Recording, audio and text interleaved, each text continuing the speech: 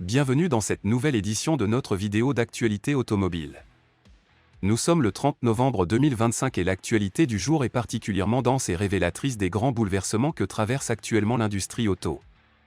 Au programme aujourd'hui, une annonce majeure du côté de Renault, puisque le patron de la marque a confirmé officiellement le retour du moteur thermique dans la stratégie du constructeur français. Une décision lourde de sens alors que le groupe s'était engagé il y a encore peu dans une électrification quasi totale de sa gamme. Nous parlerons également de Dacia, qui vient de communiquer les tarifs de sa nouvelle Jogger restylée, avec, malheureusement pour les consommateurs, des prix en nette hausse par rapport à l'ancienne génération. Nous aborderons ensuite le plan d'investissement colossal de Toyota, qui prévoit d'injecter 10 milliards de dollars sur les 5 prochaines années pour renforcer sa position dans un contexte mondial ultra concurrentiel. Enfin, nous ferons un point sur la production automobile marocaine, qui ne connaît pas la crise et qui bénéficie largement des délocalisations industrielles européennes, en particulier françaises. Si ce format vous plaît, n'oubliez pas de soutenir gratuitement cette vidéo et la chaîne en vous abonnant, en laissant un like et un commentaire pour donner votre avis sur l'actualité du jour, ce qui contribue fortement au référencement de la vidéo. Entrons maintenant dans le vif du sujet avec Renault. Il y a encore quelques jours, nous évoquions de simples rumeurs faisant état d'un possible retour du moteur thermique chez Renault, en réaction aux performances commerciales décevantes de la Mégane E-Tech électrique et du Scénic électrique, deux modèles pourtant stratégiques pour la marque. Ces rumeurs viennent aujourd'hui d'être confirmées de manière officielle par le directeur général de Renault, Fabrice Cambolive. Le constructeur est bel et bien en train de travailler sur l'intégration de motorisation thermique sur ses futures plateformes, qui étaient pourtant initialement conçues pour être 100% électriques. Une véritable volte-face stratégique. La plateforme concernée devait remplacer à terme les architectures thermiques et électriques actuelles. Il s'agit notamment de la plateforme CMF pour les modèles thermiques et de la plateforme AMPR Medium pour les véhicules électriques, qui servent aujourd'hui de base technique à des modèles comme le Renault Austral ou encore le Scénic E-Tech électrique. Ce retour en arrière traduit non seulement les difficultés du marché à absorber massivement le tout électrique, mais aussi la prudence croissante des constructeurs face à une transition qui s'avère bien plus complexe, coûteuse et incertaine que prévu. Renault reconnaît désormais implicitement que le rythme d'adoption de l'électrique par le grand public n'est pas à la hauteur des prévisions initiales, notamment à cause du prix élevé des véhicules, du manque d'infrastructures de recharge et des incertitudes liées à la durabilité des batteries. Cette décision marque un tournant important dans la stratégie du groupe et pourrait influencer profondément le reste de l'industrie. Du côté de Dacia, la marque low cost du groupe Renault, la communication autour de la nouvelle Jogger restylée fait déjà beaucoup réagir. Le constructeur vient d'annoncer les prix officiels de ce modèle très attendu, et le constat est sans appel, la nouvelle Jogger sera sensiblement plus chère que l'ancienne version. Une hausse tarifaire qui s'inscrit dans une tendance globale de renchérissement des coûts de production, liée notamment à l'inflation, aux nouvelles normes environnementales et à l'augmentation du coût des matières premières. Si Dacia reste positionné comme une marque accessible, l'écart de prix avec les générations précédentes interroge sur sa capacité à conserver son image de constructeur ultra abordable sur le long terme. Du côté de Toyota, l'actualité est également marquée par une annonce d'envergure stratégique. Le géant japonais a confirmé un plan d'investissement de 10 milliards de dollars sur les 5 prochaines années. Un montant colossal destiné à renforcer ses KKN, qui affiche une santé impressionnante. Le secteur ne connaît pas la crise et continue de profiter largement de la délocalisation de la production européenne, et tout particulièrement de la production automobile française. De plus en plus de modèles destinés au marché européen sortent aujourd'hui des usines marocaines, attirés par des coûts de main-d'œuvre plus faibles, une logistique performante et des accords commerciaux avantageux avec l'Union européenne. Le Maroc s'impose désormais comme l'un des piliers industriels majeurs de l'automobile pour l'Europe, au détriment de certains sites historiques français.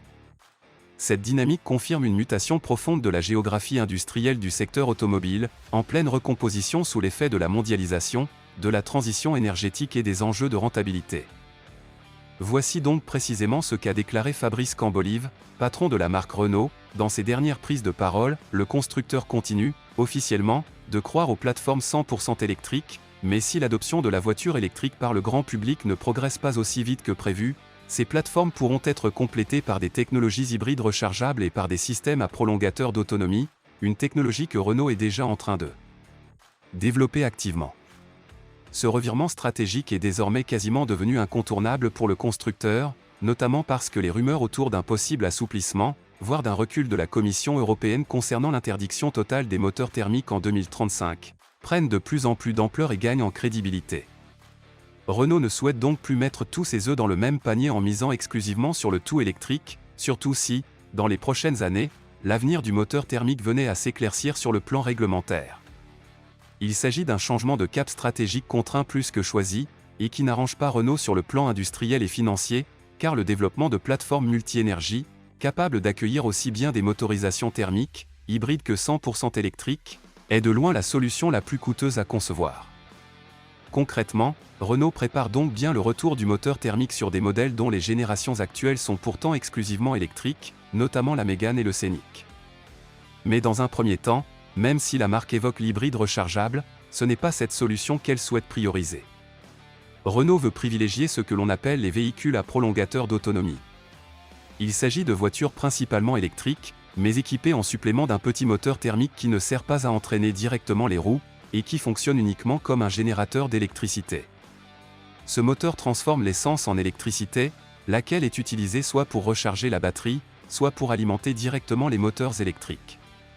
On se trouve donc sur une technologie bien plus proche de l'électrique que du thermique traditionnel.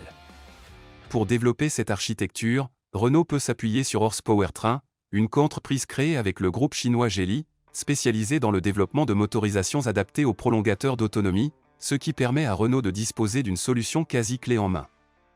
À ce stade, les informations disponibles indiquent que les principaux modèles concernés par ce retour du thermique seraient, en priorité, la Renault Mégane et la Renault Scénic. Des tests ont également été menés pour tenter d'adapter la nouvelle Renault 5 et la future Renault 4, aujourd'hui conçues comme des modèles 100% électriques, à des architectures hybridées. Mais selon les dernières déclarations de Vittorio D'Arenzo, directeur produit de la filiale Ampère dédiée à l'électrique, aucune solution techniquement satisfaisante n'a encore été validée, les configurations existantes génèrent trop de compromis, au point de dénaturer l'esprit même de ces véhicules, ce que Renault refuse pour l'instant d'accepter. Et justement, cette question de perte d'ADN d'un modèle renvoie directement à l'actualité de Dacia, qui fait actuellement beaucoup réagir avec la hausse marquée des prix de sa Jogger restylée. Historiquement, Dacia incarnait la fiabilité, la simplicité et surtout l'accessibilité financière.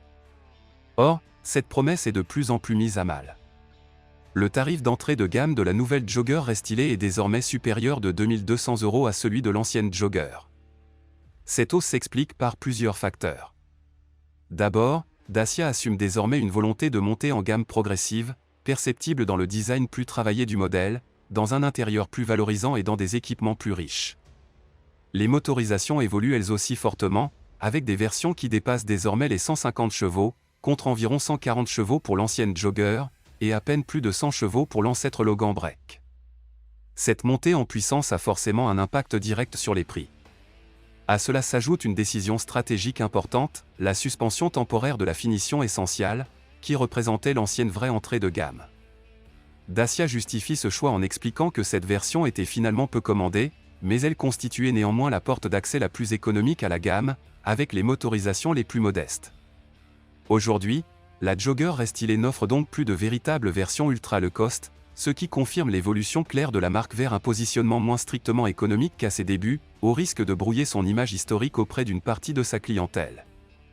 Résultat, les prix de la nouvelle Dacia Jogger restylée débutent désormais à 20 700 €, là où l'ancienne génération commençait à 18 500 €, avec des tarifs qui peuvent grimper jusqu'à 28 600 € pour les versions les plus puissantes équipées du moteur de 155 chevaux. On se rapproche donc dangereusement de la barre symbolique des 30 000 €, et proposer une Dacia à près de 30 000 € commence clairement à poser question au regard de l'ADN historique de la marque. En parlant de dépenses colossales, impossible de ne pas évoquer Toyota, qui vient d'annoncer un plan d'investissement massif de 10 milliards de dollars sur les 5 prochaines années. Un investissement que le constructeur japonais est en réalité presque contraint de réaliser aux États-Unis, d'abord parce que le marché américain représente aujourd'hui son premier marché mondial, avec plus d'un quart de ses ventes réalisées outre-Atlantique, mais aussi parce que cet investissement lui coûtera, sur le long terme, bien moins cher que les pertes potentielles liées à une baisse des ventes provoquées par des droits de douane élevés sur les véhicules fabriqués hors des États-Unis. Cet effort financier est également fortement encouragé par le gouvernement japonais, dans le cadre d'un accord conclu à la mi-septembre avec l'administration Trump.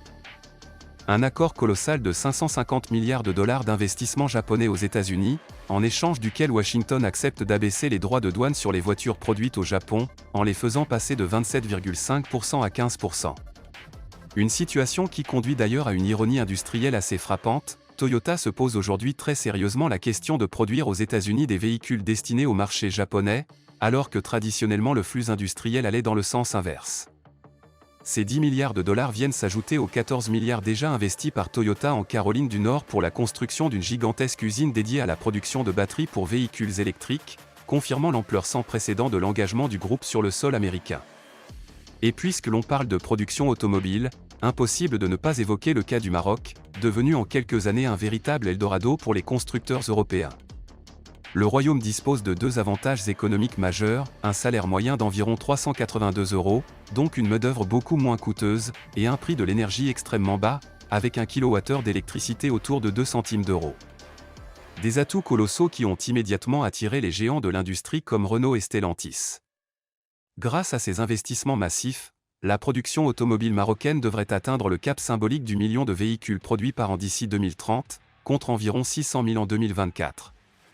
Du côté de Stellantis, l'objectif est particulièrement ambitieux avec 535 000 véhicules produits annuellement au Maroc à l'horizon 2030, essentiellement des modèles déjà bien connus comme la Peugeot 2008, la Fiat Topolino ou encore plusieurs Citroën.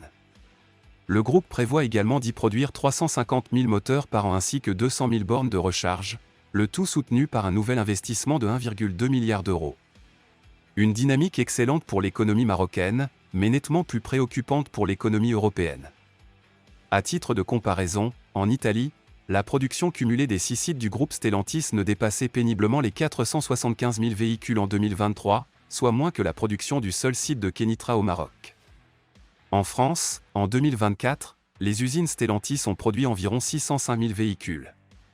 Contrairement à ce que l'on pourrait croire, cette explosion de la production marocaine n'est absolument pas liée à une hausse spectaculaire de la consommation locale, mais bien à un mouvement massif de délocalisation industrielle. Les véhicules qui ne sont plus produits en Italie, en France, en Allemagne ou en Espagne sont désormais fabriqués au Maroc, dans les pays de l'Est ou en Turquie. Un chiffre est particulièrement révélateur de cette tendance. En 2019, lorsque le Maroc produisait environ 390 000 voitures par an, 60% d'entre elles étaient destinées à l'export. En 2025, avec une production autour de 600 000 unités, ce taux d'exportation atteint désormais 70%. Autrement dit, la grande majorité des véhicules produits au Maroc sont destinés aux marchés européens, soit pour y être directement vendus, soit pour y subir des phases finales d'assemblage ou de finition. Pour Renault comme pour Stellantis, ces plans industriels devraient se dérouler sans encombre à court terme, sauf si la Commission européenne décide de durcir la réglementation en imposant un quota minimum de pièces « Made in Europe » sur les véhicules commercialisés dans l'Union. Une mesure réclamée à la fois par les équipementiers européens et par certains gouvernements, soucieux de préserver l'emploi et le tissu industriel du continent face à une délocalisation qui ne cesse de s'accélérer. On parle actuellement, au niveau des institutions européennes, d'imposer un seuil de contenu « Made in Europe » situé entre 60 et 70% pour les véhicules commercialisés dans l'Union. Si une telle mesure venait à être adoptée, cela signifierait très concrètement qu'une voiture quasiment intégralement produite et assemblée au Maroc ne pourrait tout simplement plus être vendue sur le marché européen. Une décision de ce type aurait des conséquences industrielles immédiates et majeures, puisqu'elle entraînerait très probablement l'arrêt brutal des investissements réalisés par des groupes comme Stellantis ou Renault pour leurs modèles destinés principalement à l'exportation vers l'Europe. Toute la stratégie actuelle de délocalisation de la production serait alors profondément remise en cause, avec des répercussions économiques considérables aussi bien pour le Maroc que pour les industriels européens eux-mêmes. Pour l'instant, rien n'est encore acté, et il faudra attendre les prochains mois pour savoir quelle orientation la Commission européenne choisira sur ce dossier extrêmement sensible. Quoi qu'il en soit, pour l'actualité automobile du jour, nous avons désormais fait le tour des principaux sujets. Si cette vidéo vous a intéressé, comme d'habitude, n'hésitez pas à la soutenir en laissant un like, à vous abonner pour ne rien manquer des prochaines vidéos, et à partager votre avis en commentaire sur tous ces enjeux majeurs qui façonnent l'avenir de l'automobile.